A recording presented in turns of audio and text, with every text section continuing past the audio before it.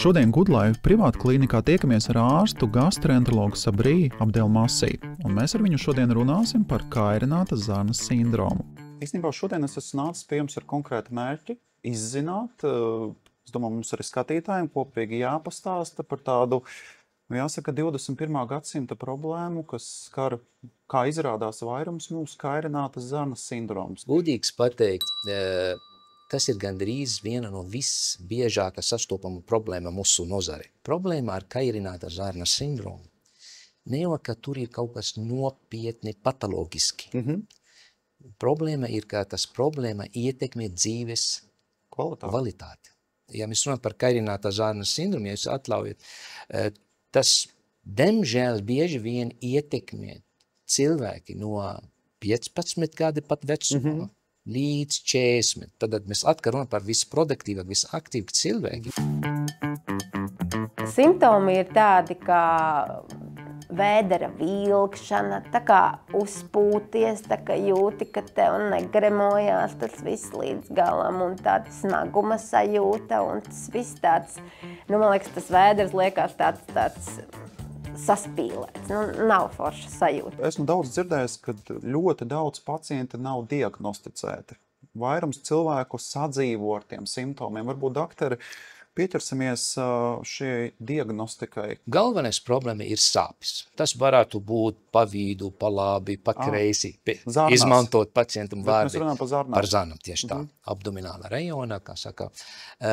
Bet problēma ar šīs sāpes, ka viņam intensitāte varētu arī būt savādāk. Mainās, piemēram, ja cilvēks jūt, ka bišķiņ spazmveidīgi sāp parādījās īslaicīgi un viss, tad viņi aizmirst par šito. Līdz tā moment, kad tas sāpes lēkni vai viņš sāk atkārtot biežāk, bet tas sāpes arī varētu būt saistīti ļoti bieži ar vēdera izējām. Konsistenci, biežumu. Un ļoti bieži viņi var jūt labāk pēc vēdera izēja, vai nu arī sliktāk. Ir arī, piemēram, vēdera uzpūšanas. Un jūs padomājat, ja mums ir jauna dāma vai jauns cilvēks, un viņi grib kaut kur iet uz teātru, vai tas dod ļoti psiholoģisku stresu arī pacientam. Tāpēc mēs sakām, ka tā sāk ietekmēt dzīvesveidas kvalitāti. Es jūtos ļoti vientuļa, ka mani reāli neviens nesaprot. Mani ārsti sauca caur puķītēm par simulanti, darbā neuztvēra nopietni. Arī slimības lapas man negribēja taisīt vaļā, jo ārēji neizskrās, ka man ir slikti. Es arī strādāju tādu darbu, kuras nedrīkstu rādīt savas emocijas. Tā kā es varu smaidīt, viss ir kārtībā, bet iekšēji man vienkārši plīst dzārnas, teiksim tā, no sāpēm. Tā arī mēdz būt, ka ir tie krampji. Un tā arī nācās dzīvot un eksistēt. Es arī daudz esmu lasījis to, ka tiek klausti mīti par to, ko vairums cilvēku saka, viss sākas galvā. Viss sākas smadzenēs, bet, kā mēs zinām, zarnas ir lielākais imunitātes orgāns, un, manuprāt, tieši zarnas visjūtīgāk reaģē uz tādiem mūsdienu stresa faktoriem. Mēs ļoti labi tagad saprotam, ka mūsu zarna ir vesela pasaule. Kā izrādās? Jā, un tur ir triljoni baktēriju, un viņi nav pavelti tur sēž, ka viņi ir ļoti ietekmīgi mūsu vispārējais organismu. Un izrāda vēl interesantāk, ka viņi arī var ietekmēt mūsu gārstāvokļus. Un smadzenes var arī ietekmēt, kāda baktērija vairāk tur var dzīvot.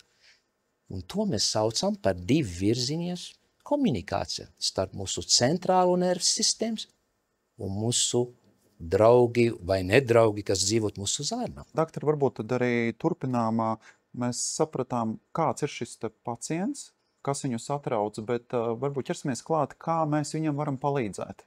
Kas ir tas, kas šobrīd tiek piedāvāts pacientam, kas ir tā terapija? Mēs nākam iekšā tāda era, kur probiotikas, jeb tādi labvēlīga baktērija, un paldies Dievam, informācija tagad mums pietiekuši daudz, lai mēs varam arī rekomendēt cilvēku to lietot, it īpaši, ja ir caurēja, vai nu aizsētēms, vai nu pat arī stress, tā kā mēs runājam, jo mēs zinām tiešām, ka ir tie baktērija, kas var ietekmēt mūsu gārstāvoklis, mūsu psiholoģiski vērtēšanas, jo tas ir ļoti svarīgi kairinātas zarnas sindromu cilvēkiem, vai ne? pirmām kārtām noteikti jāsāk ir ar diētu. Protams, ka uzturs to ļoti ietekmē. Šeit es ieteiktu katram cilvēkam atnākt individuāli parunāties ar speciālistu, atrast sev piemērotu plānu. Ir dažādas diētas, ir piemēram tā saucamā FODMAP diēta, ko iesaka cilvēkiem ar kairinātu zarnu sindromu. Ir visādas diētas, ko mēs vienkārši izvairāmies no produktiem, kas var kairināt zarnus, kas varbūt, piemēram, glutēnu saturoši produkti, saldumi un tā tālāk.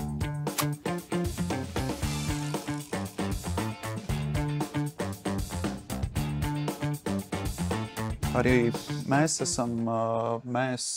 kompānija Lil Love Your Life esam bijuši ļoti sociāli atbildīgi, radot produktu ar nosaukumu Biotika Gastro IBS. Kombinācija veido 5 specifiski baktēriju celmi, 2 no tiem ir Lactobacillus un 3 no tiem ir Bifidobacterium, bet kas ir ļoti svarīgi, kad apakšā tur ir ļoti liela zinātne, jo katrs celms ir vēsturiski pētīts izolēti.